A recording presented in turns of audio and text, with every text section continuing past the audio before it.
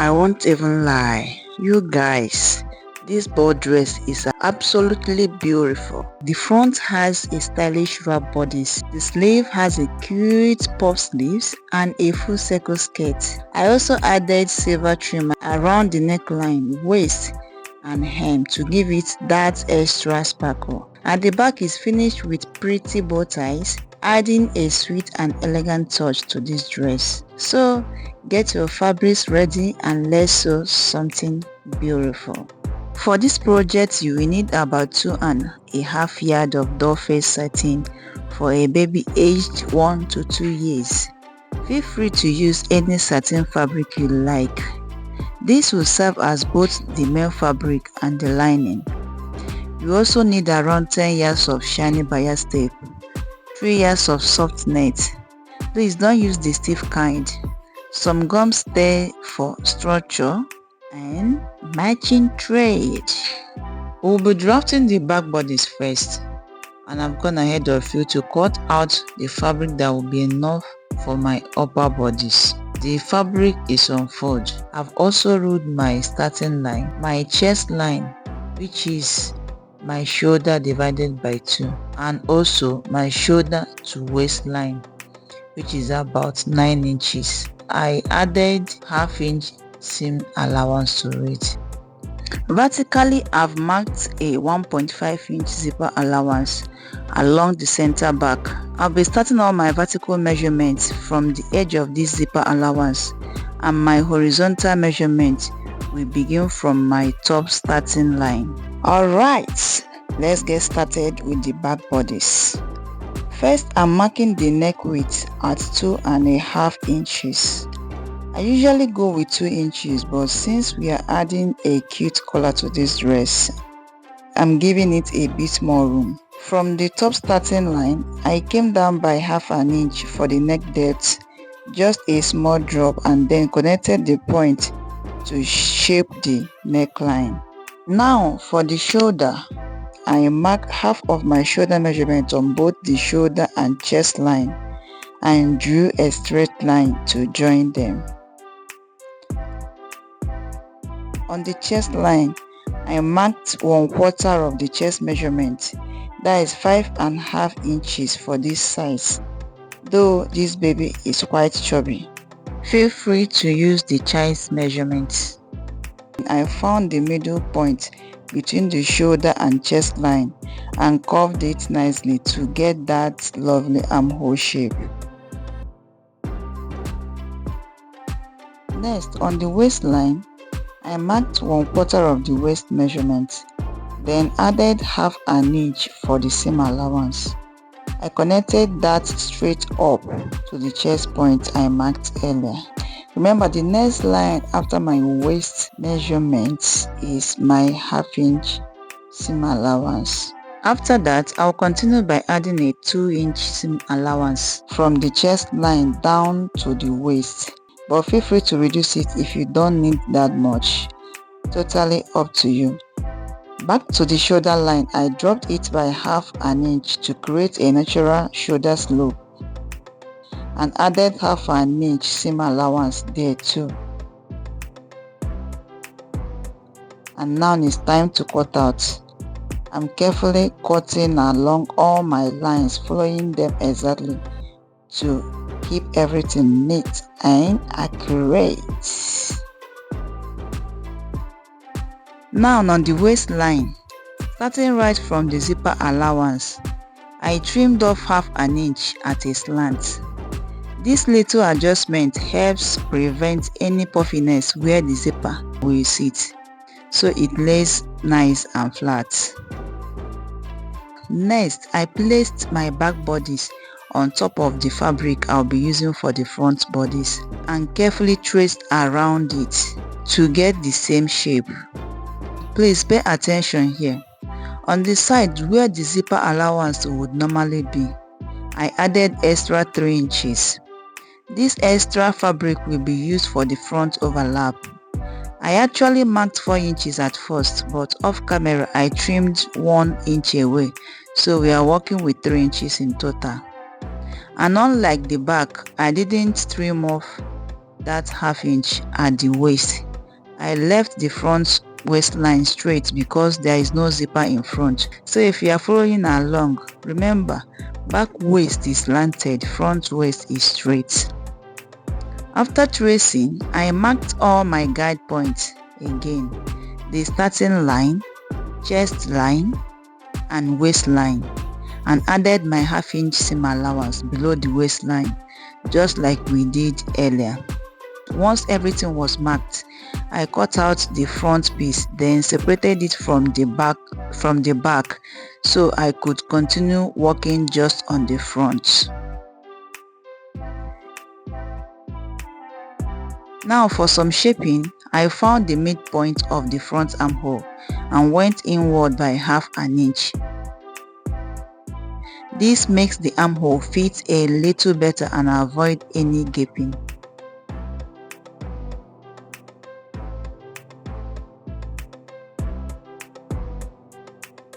Next, I clearly marked out the 3 inches overlap we added earlier. It's important to draw that section in so it's easy to follow during sewing. From the waistline, I came up by 2 inches. On the neckline, I came down by 5 inches and I connected those 2 points with a gentle curve. You can make yours straight if you prefer, but I like the curved shape. It gives it a softer look. After that, I cut along the curved line to create my front neckline. Finally, I notched the 3 inches overlap on the front piece just to keep track of it, and also notched the zipper allowance on the back piece. And that's it. We are done with cutting the front bodice. Alright, let's move on. I'm now going to use my fabric to cut out the same shapes for my lining. Remember, I'm using the same fabric for both the main dress and the lining, so it's nice and uniform. Once that is done, I'm keeping the front bodice piece aside for now and continuing with the back bodice. Now here's the next step. From the neckline on the zipper allowance area, I measured down 1.5 inches. I marked this on both the main fabric and the lining. This is to leave an opening at the top before the zipper starts. With that marked, I went ahead to stitch that section down on my sewing machine. After stitching, I placed my zipper right below the 1.5 inch gap I just sewed.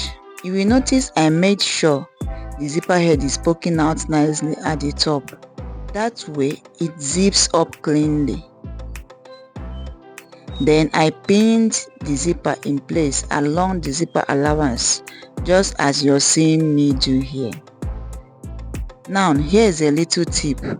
As I move down towards the waistline, I'm leaving about 1 to 1.5 inches of space before I reach the bottom. This will make it easier later on when we are attaching the skirt part. Trust me, that little gap helps. As you can see already, it's looking really neat even before we do the final stitching or ironing. So I took it to the machine and stitched both sides of the zipper down. Next, I picked up my lining piece and placed it wrong sides together with the main fabric. This means the wrong side of the lining is facing the wrong side of the dress. Then I pinned the zipper allowance area again, lining and fabric together, still leaving that 1.5 inch gap near the waist, just like before. Once everything was pinned, I went ahead and stitched it all neatly. Now it's time to join the front and back bodies. I placed the front bodice on the back piece, matching lining to lining and main fabric to main fabric. Then I stitched the shoulders separately, lining shoulders together and main fabric shoulders together.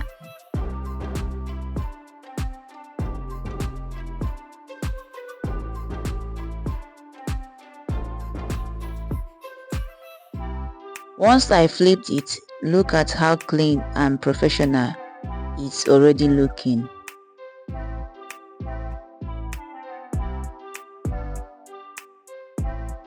For the center front, I flipped the lining and the main fabric so that right sides are facing each other, and I stitched that 2-inch overlap section on both sides. Don't forget to pin first.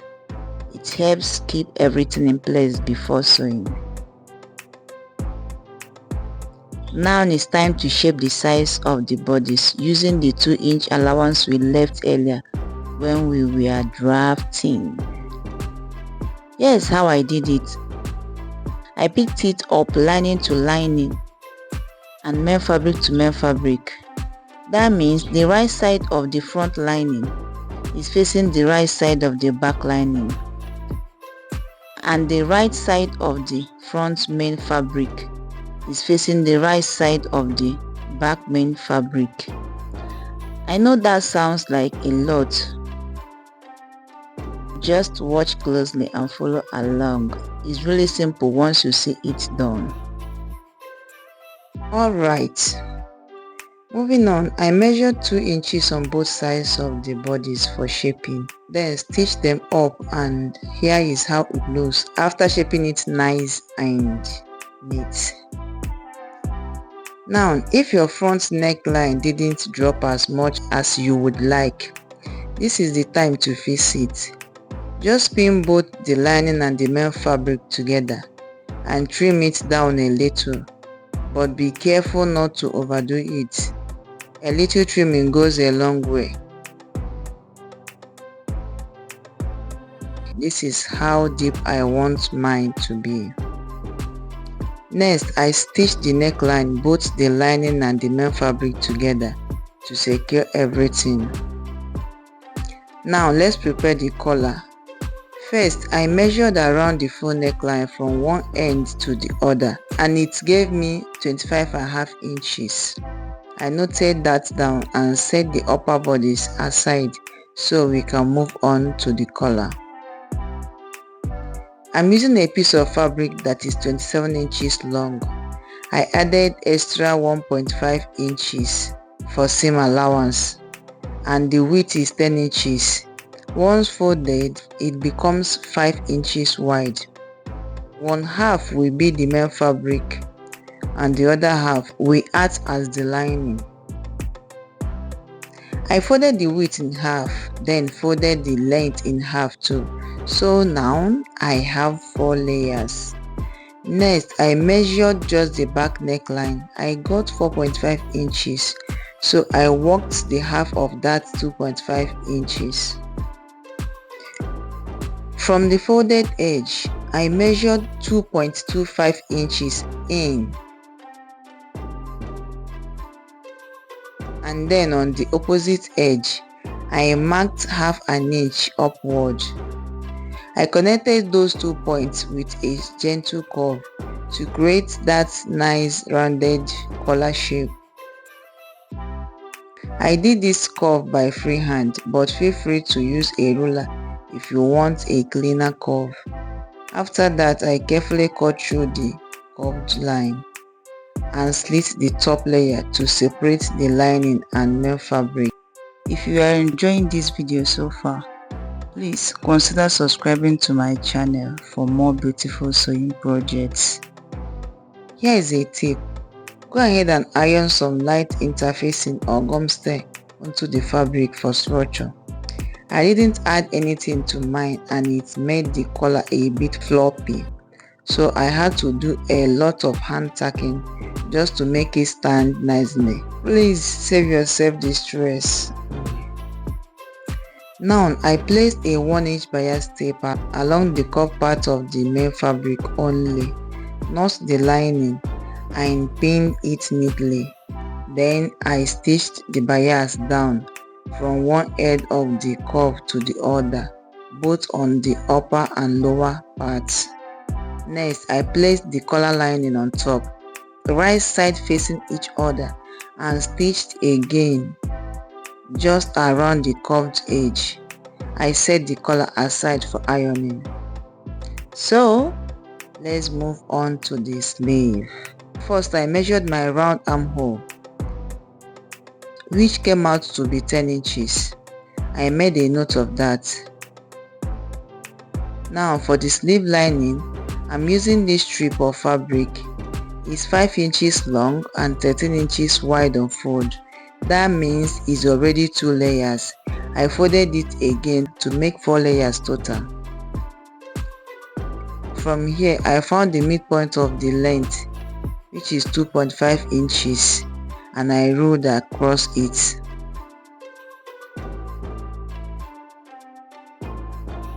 I placed my tape there to start drafting. I marked half of my round sleeve, which is 4 inches, because my full round sleeve is 8 inches. Then I drew a slanted line from the top down to the 4-inch mark. Next, I found the midpoint of the slanted line and drew a soft curvy S shape from the top to the midpoint. Then curved it down to meet the underarm point of the sleeve.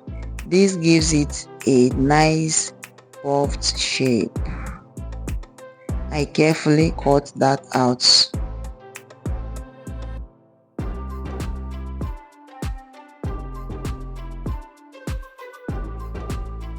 I got another piece, a new piece altogether, and you will notice that the new piece is about 4 inches wider and longer than the lining. That's how I like mine, but feel free to add even more volume if you want extra puffiness. I then aligned the two edges, and from the top of the new piece, I drew a gentle curve connecting it to the underarm area of the sleeve lining. And once that was marked, I cut it out carefully to complete the sleeve shape.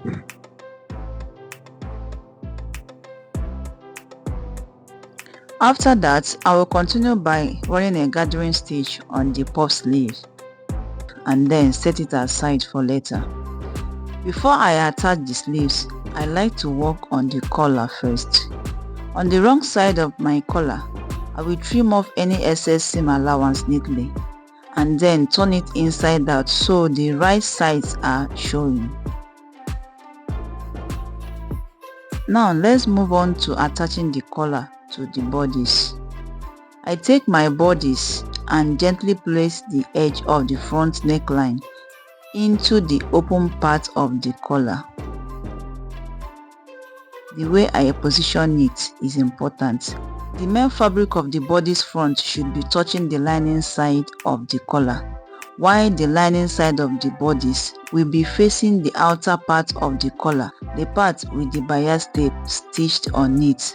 So I'm sandwiching the bodice neckline between the two layers of the collar, making sure it's nicely centered and lined up.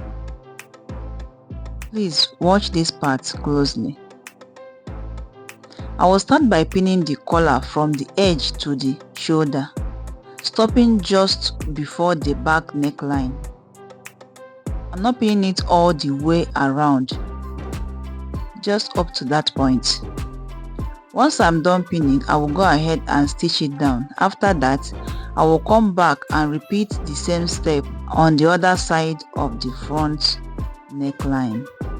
I will use my scissors and push out the edges. After stitching both sides, I will be left with an opening at the center back of the collar.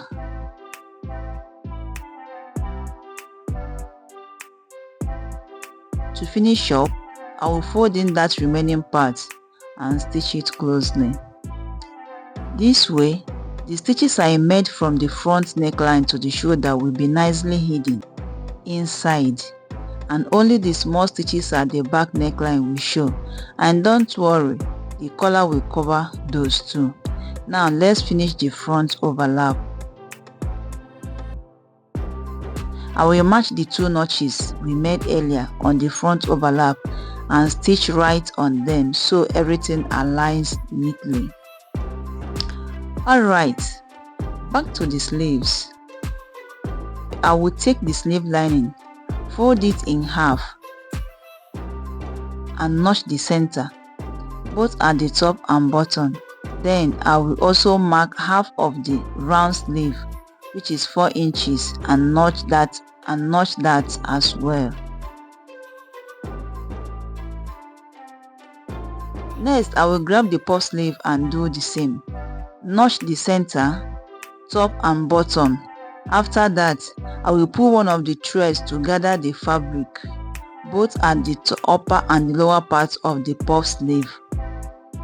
Once my gathers are ready, I will place the puff sleeve and the sleeve lining right side facing each other, matching the notched centers carefully, and stitch only the lower part. Please don't forget to hit the subscribe button if you haven't already. It really helps the channel.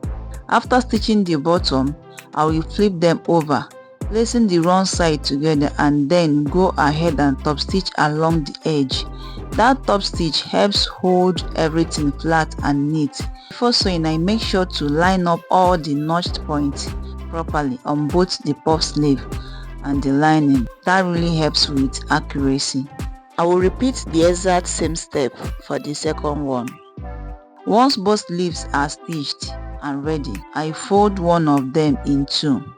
On the upper edge, I marked half of the armhole measurement that we took earlier, which was 10 inches. Here I am marking half of it, that is 5 inches. And on the lower edge, I mark 4 inches, which is half of my round sleeve. Then I use my sewing machine to stitch from the bottom 4-inch mark up to the 5-inch mark on top. And that's how we shape the sleeve to fit the armhole. Now it's time to attach the sleeve to the bodice. I get my bodice and place the sleeve on the armhole right side facing each other, carefully lining up the shoulder seam with the center notch on the sleeve. Then I stitch it down.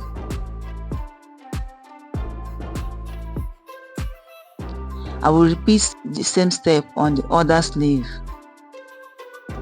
And there you have it. Our upper bodice is beautifully finished and ready for the next step. Alright pretties, this video is already getting a bit long, but don't worry. If you want me to show you exactly how I drafted the skirt parts, just let me know in the comments and I will be happy to make a full tutorial for you. And if you haven't subscribed yet, now is the perfect time so you won't miss a thing. Thank you and see you in my next tutorial. Bye.